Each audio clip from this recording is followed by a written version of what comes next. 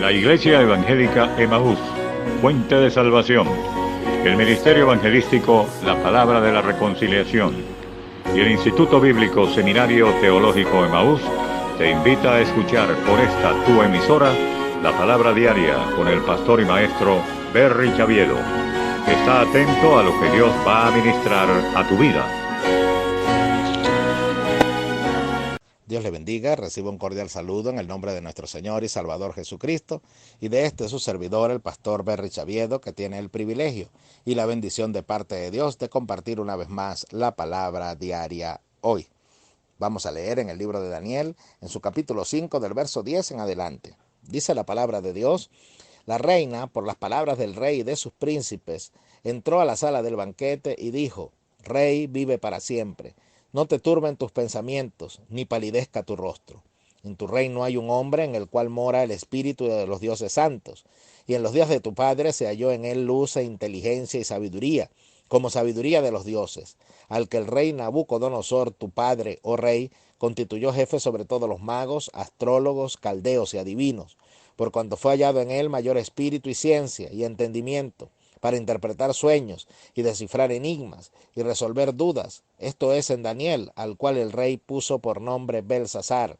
Llámese pues ahora Daniel, y él te dará la interpretación. Bendito sea el nombre del Señor y bendita sea su palabra. Seguimos en nuestro estudio basado en el capítulo 5 del libro de Daniel. Hoy queremos fijar nuestra atención en este texto que acabamos de leer, donde el Señor presenta la intervención de la reina que viene a hablar con el rey Belsasar, porque este hombre se encuentra turbado, este hombre se encuentra desesperado, este hombre se encuentra en pánico por la intervención de la mano de Dios. Ahora sucede que debemos comprender en el mensaje trascendental para nosotros que igualmente Dios interviene en nuestras vidas, interviene en cosas que pasan a nuestro alrededor, no solamente con la intención de decir que es un castigo de Dios, porque normalmente se habla de eso, es un castigo de Dios, pero es que cada vez que Dios interviene es para llevarnos a una reflexión, es para llevarnos a que nosotros podamos meditar acerca de nuestros caminos y nuestra relación con Él. Belsasar estaba haciendo algo que a Dios no le agradaba, y por eso la intervención en un juicio. Sucede que aunque nosotros hagamos cosas que a Dios no le agradan, Él interviene, pero para que nosotros reflexionemos y podamos decir: verdaderamente mi vida tiene que corregirse, verdaderamente mi vida tiene que enderezarse delante de Dios. Entonces hay circunstancias en nuestra vida donde el Señor permite que nosotros seamos sacudidos de un lado a otro en nuestras emociones, en nuestros sentimientos, en nuestra estabilidad, porque es que Él necesita que nosotros reflexionemos y meditemos acerca de nuestros caminos. Eso es importante que nosotros lo entendamos. Y hay otras situaciones que Dios permite para tratar con nosotros, y aunque no son un castigo ni son un juicio, sin embargo son permitidas por Dios porque Él quiere que nosotros meditemos y reflexionemos acerca de cosas que Él quiere corregir, y acerca de cosas que Él quiere perfeccionar, y acerca de cosas que Él quiere pulir en nuestras vidas. Oh, qué glorioso cuando puedo entender eso, porque entonces puedo entender las dificultades de la vida y puedo entender aquello que aparentemente está torcido, pero que sin embargo Dios lo está permitiendo porque quiere tratar conmigo. Qué glorioso cuando podemos entender estas verdades, porque nuestra actitud ante la vida será otra.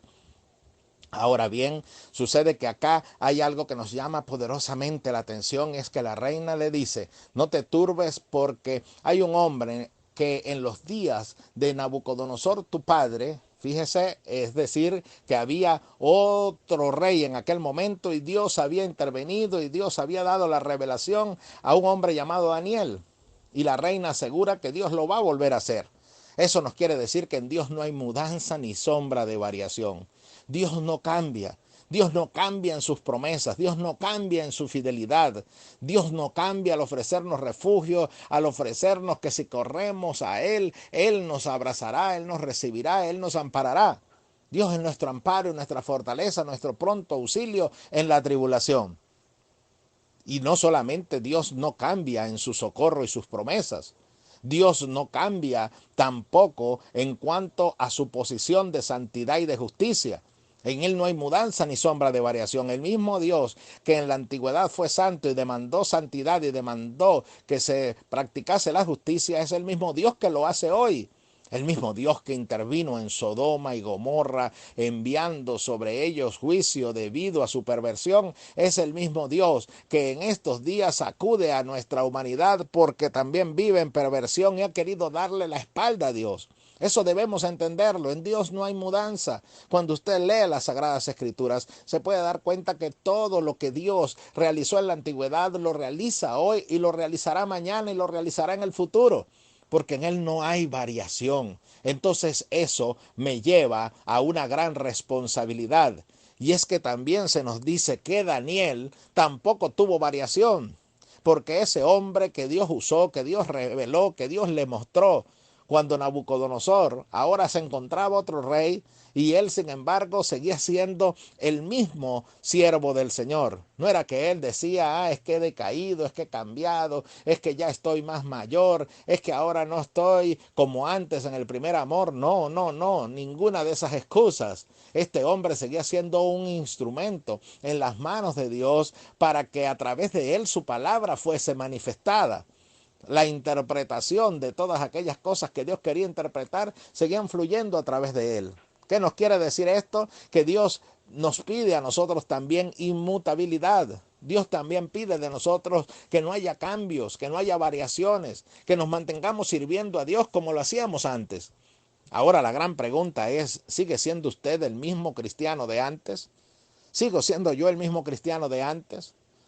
O iremos a esa excusa desviada de la realidad que dice, bueno, es que ya yo no estoy en el primer amor. Si usted no está en el primer amor, usted ha caído de la gracia. Porque la Biblia dice entonces lo que pasará. Dice que entonces el Señor vendrá y quitará el candelero de su lugar. Y entonces hemos caído en una tibieza espiritual y somos aborrecidos por la comunión con Dios.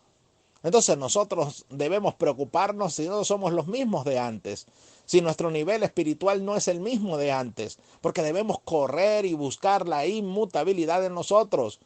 Eso se llama en el creyente la templanza.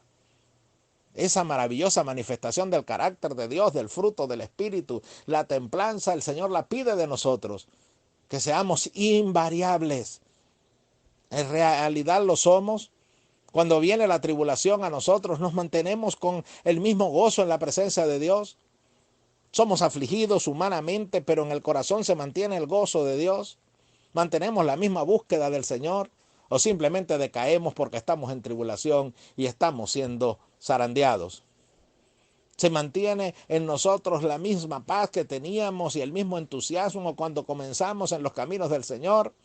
¿O ya ahora ha entrado el conformismo y la decadencia en nosotros?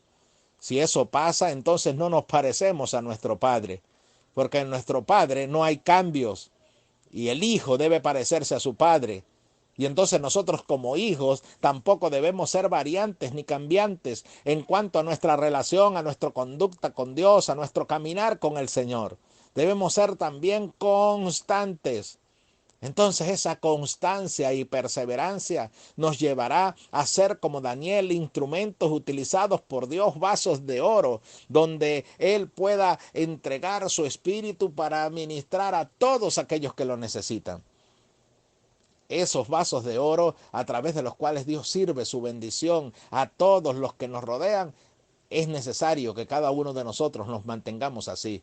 Y no que hayamos sido en la antigüedad un vaso de honra y hoy no lo seamos. Y que antes Dios nos haya usado y hoy no pueda usarnos por nuestra inconstancia. Porque qué realidad es que hay una inconstancia en muchos de nosotros. Que en días estamos en gozo, en alegría, queremos servir a Dios, queremos que Dios nos envíe a cualquier lugar a predicar, estamos en la congregación encendidos en el fuego de Dios.